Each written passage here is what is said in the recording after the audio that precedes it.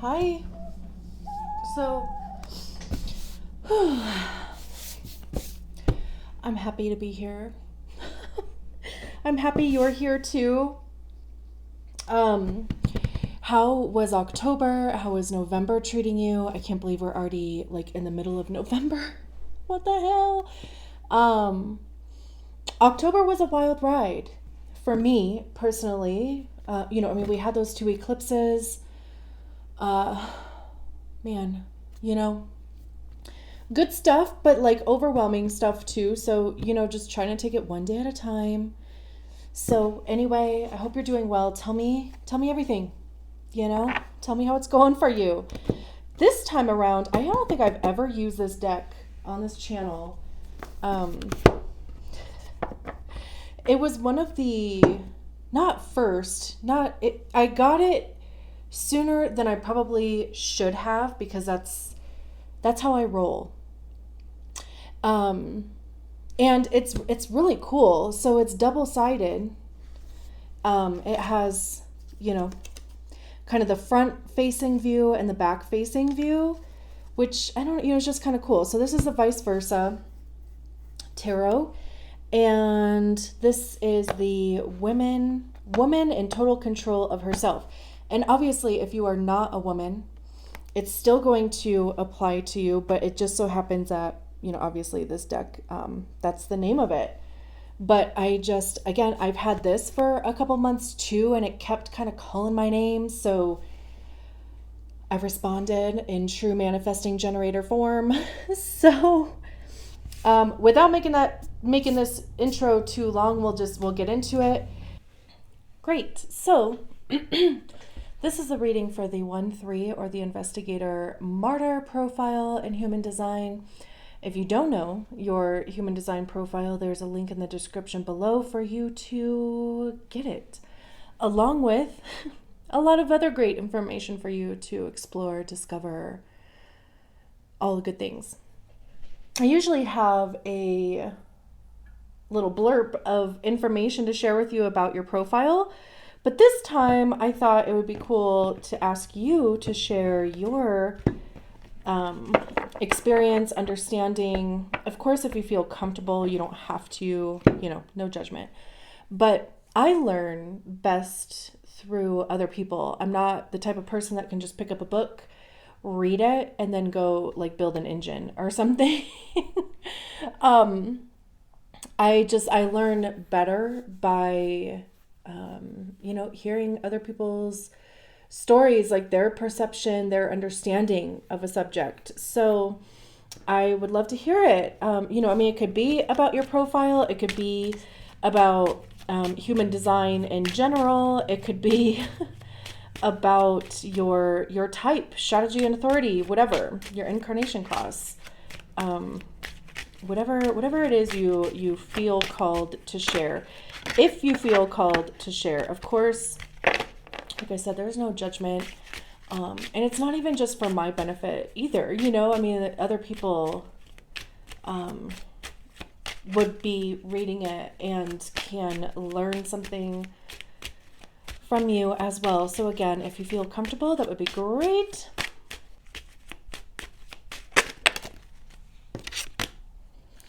Ooh, we have the Judge.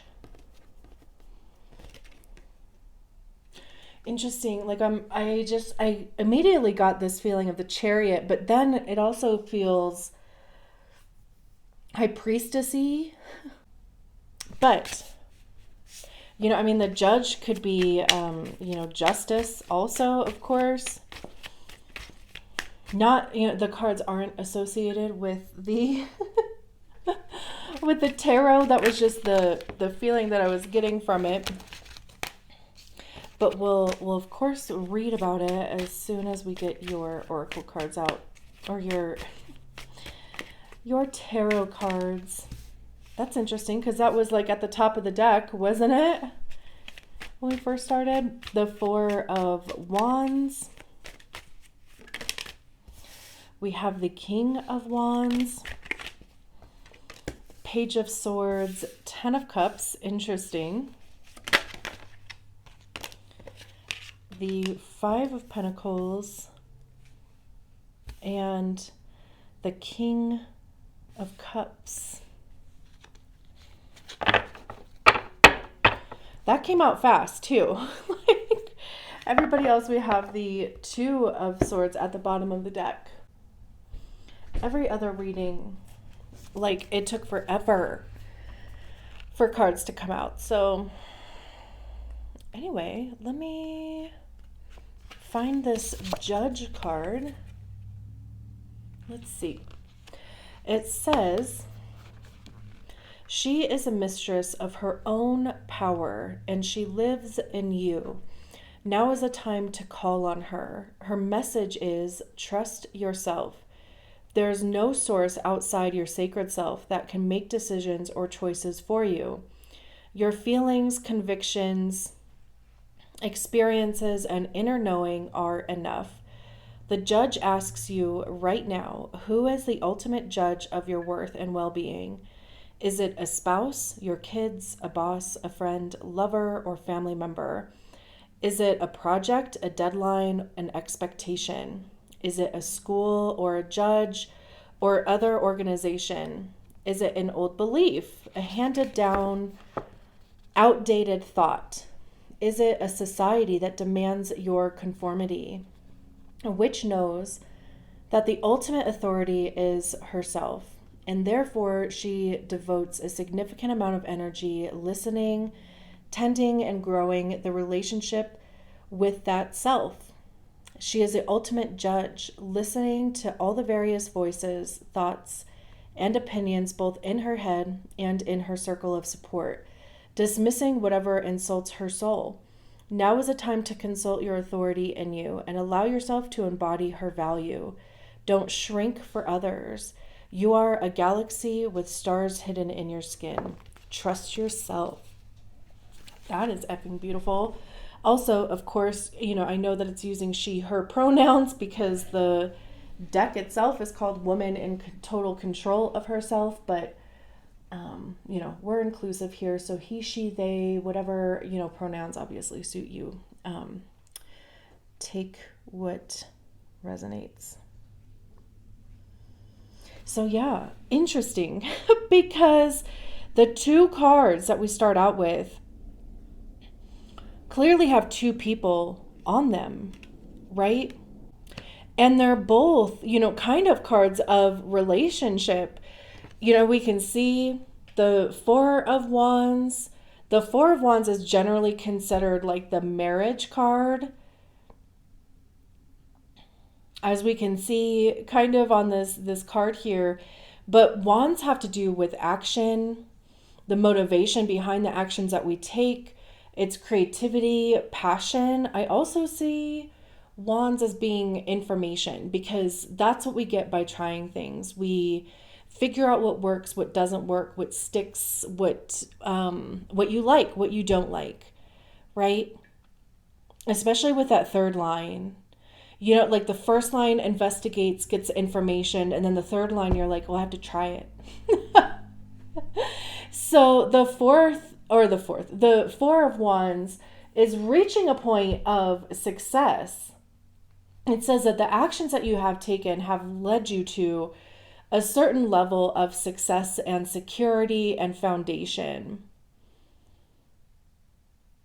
Like there's this sturdy canopy that's over this couple here, right? So it's even maybe growing something with somebody. I mean, that could be romantic, it could be business, it could be platonic.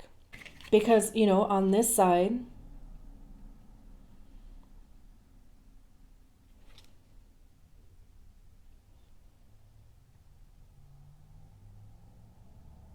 like there's mountains on this side. This, it's more like rolling hills, it's greener. And with it paired with the Ten of Cups, this to me, it feels like whatever it is that you have fostered or grown, like if it is with somebody else, this could even just be something that you're manifesting. Like maybe you want to have a companion or somebody, a partnership where you can build something that is sturdy and stable, and also something that makes you feel good. Like we have the Ten of Cups here, which is the minor arcana card to the Sun card. This is, everybody feeling fulfilled, feeling purposeful. Clearly they're sitting on this beach. They're embracing each other. The rainbow back there. It's like everything is everything. But then it's interesting because we go from these two, and maybe you have just reached a point of satisfaction, or you're feeling good with where the relationship is, but it's also kind of like, now what? We have the King of Wands. Kings are the highest expression of the suit, right? So we go from the Four of Wands to the King of Wands. The King of Wands is the entrepreneur of the tarot. They have to have financial freedom. I was not going to say financial freedom. That came out. I was going to say creative freedom. But financial too. That's interesting. And, if you can see this big ass snake here, though. We're looking at the back of the, from the perspective of standing behind the King of Wands, right? And they're looking towards the future. It's also nighttime. So, during the day, the sun is the illuminary. At night, the moon is the illuminary. The moon in tarot talks about the subconscious, talks about dreams. It also talks about secrets, or just, not having all of the information yet. Like you're still guided to move forward, but also it's like you will discover things as you go type of thing. But interestingly enough with this card, so on this side, right, we can see clearly the King of Wands here. There's this little salamander, whatever this is, on the ground. More, luscious and green, right? But on this side, there's this snake here. And I'm almost getting like Adam and Eve vibes from, like there's like a temptation type of feeling here, which is interesting. But also, I'm thinking like all things that snakes represent, right? I mean, when you call somebody a snake, they're usually, kind of sly or sneaky a bit, right? But also, snakes shed their skin in order to grow, right? So there's a transformative aspect to this. So it really feels like it depends on your situation. And since this is at night, it's almost like this, again, this thing that is happening either subconsciously, and maybe it's something that you're wrangling with at nighttime in some capacity. It could even just be like in the 5D, or like I said, it could be just in the dream state or while you're sleeping. And then we have the Five of Pentacles.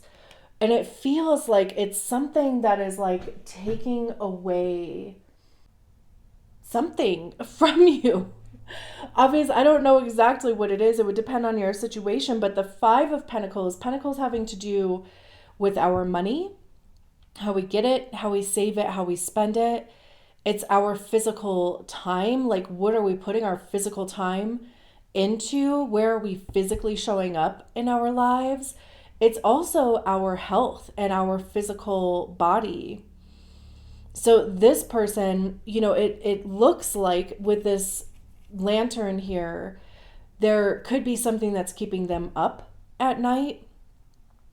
Even just their body language, right? I mean, just it has this feeling of either being exhausted or just, again, even battling something.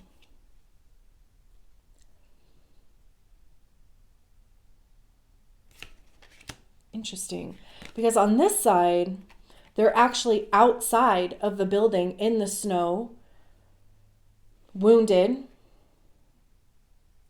right? But on this side, they're actually indoors and they look like they are at least taken care of. This person looks like they might be homeless or, just looking for some sort of assistance that way.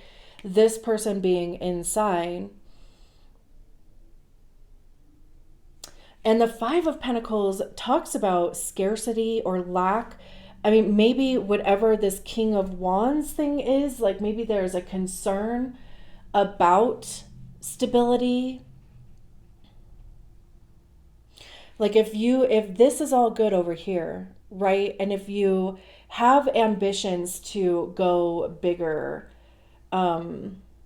it's also too, like, really kind of getting your intentions in place. Like, what is the intention behind what you want to create? But then it would be this concern about, is it going to pay off, basically. Very interesting. Both of these, I mean, granted, we don't know if the King of Wands is awake or not. They could be sleeping. We don't know. We can we can only see them from behind. I mean, granted, we can't even really see if this person in the Five of Pentacles is sleeping or not either. But again, I mean, there could just be something with nighttime, with sleep, with health. Maybe that's also just when, like, you're thinking about most of these concerns is at night, because probably during the day, it's like you don't really have time to worry about it, right? But then it's like once you get into bed and you can, like you relax, then it's like, boom, all these things. But then we have the Page of Swords. Who are we? We have Wands, Pentacles, Swords, Cups. 1, 2, 3, 4. Okay. So yeah, I mean, we have all of the elements out here. And maybe, like the book was talking about, maybe you are wrangling with your own sense of worth. Maybe you see yourself as the King of Wands, or you want to be, of course, the King of Wands.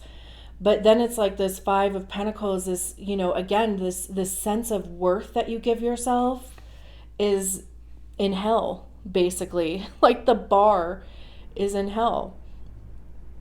Because, we have this Judge card that came out. Like, are you judging yourself too hard? And where does that even come from?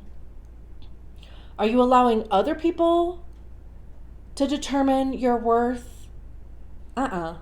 Because also, like, their judgment on you is coming from their judgment of themselves. So, no, that doesn't work.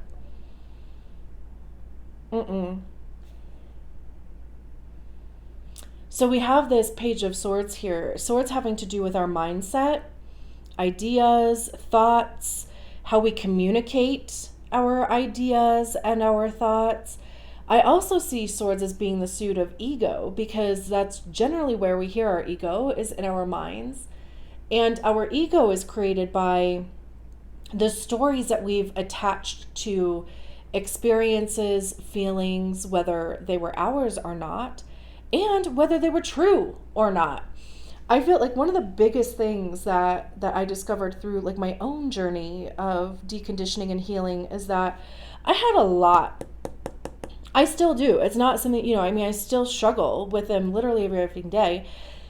But there was a lot of stuff that I was telling myself that was not true. And it was like, once I had an awareness of those thoughts coming in, you don't deserve that, you're not good enough, you're not capable, whatever it is, right?